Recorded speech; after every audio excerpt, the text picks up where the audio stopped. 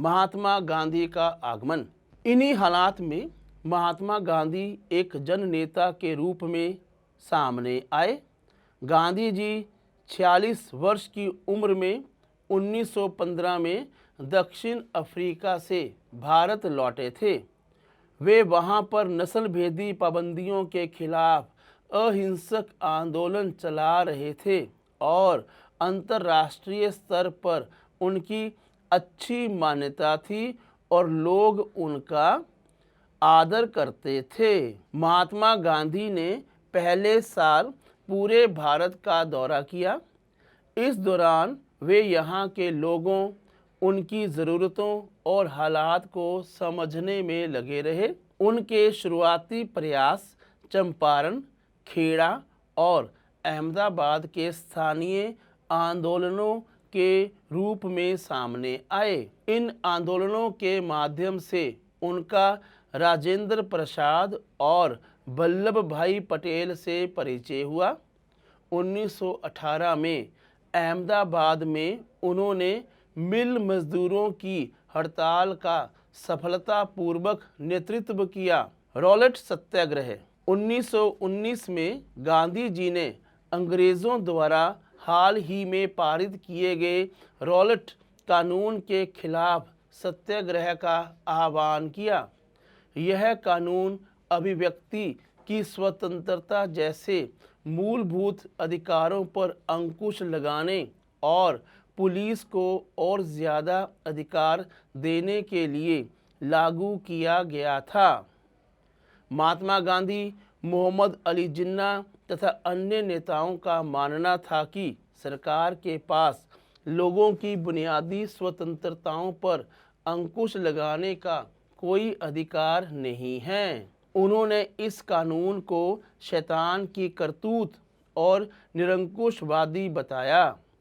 गांधी जी ने लोगों से आह्वान किया कि इस कानून का विरोध करने के लिए 6 अप्रैल 1919 को अहिंसक विरोध दिवस के रूप में अपमान व याचना दिवस के रूप में मनाया जाए और हड़तालें की जाए।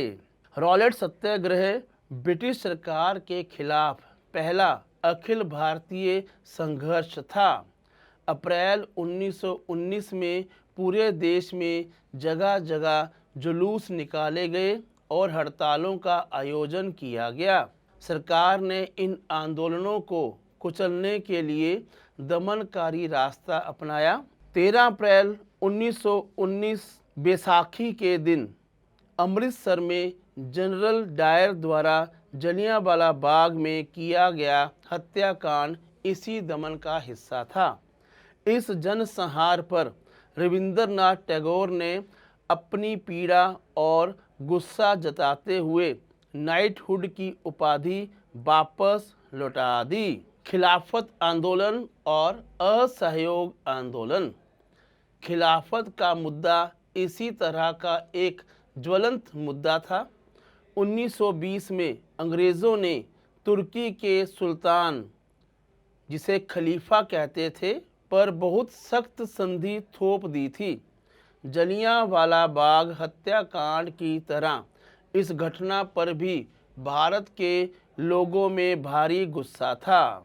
भारतीय मुसलमान यह भी चाहते थे कि पुराने ऑटोमन साम्राज्य में स्थित पवित्र मुस्लिम स्थानों पर खलीफा का नियंत्रण बना रहना चाहिए। खिलाफत आंदोलन के नेता मोहम्मद अली और शौकत अली अब एक सर्वव्यापी असहयोग आंदोलन शुरू करना चाहते थे। गांधी जी ने उनके आह्वान का समर्थन किया। 1921-22 के दौरान असहयोग आंदोलन को और गति मिली। हजारों विद्यार्थियों ने सरकारी स्कूल, कॉलेज छोड़ दिए।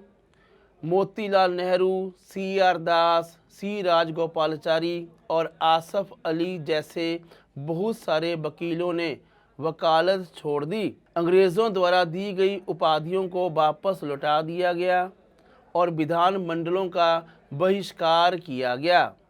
जगह जगह लोगों ने विदेशी कपड़ों की होली जलाई 1920 से 1922 के बीच विदेशी कपड़ों के आयात में भारी गिरावट आ गई। लोगों की पहलकदमी। कई जगहों पर लोगों ने ब्रिटिश शासन का अहिंसक विरोध किया, लेकिन कई स्थानों पर विभिन्न वर्गों और समूहों ने गांधी जी के आह्वान के अपने हिसाब से अर्थ निकाले। खेड़ा गुजरात में पाटीदार किसानों ने अंग्रेज़ों द्वारा थोप दिए गए भारी लगान के खिलाफ अहिंसक अभियान चलाया। जनता के महात्मा।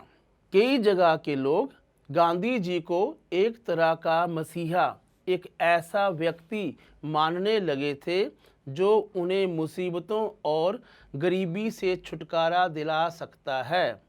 गांधी जी वर्गीय टकरावों की बजाय वर्गीय एकता के समर्थक थे, परंतु किसानों को लगता था कि गांधी जी जमींदारों के खिलाफ उनके संघर्ष में मदद देंगे।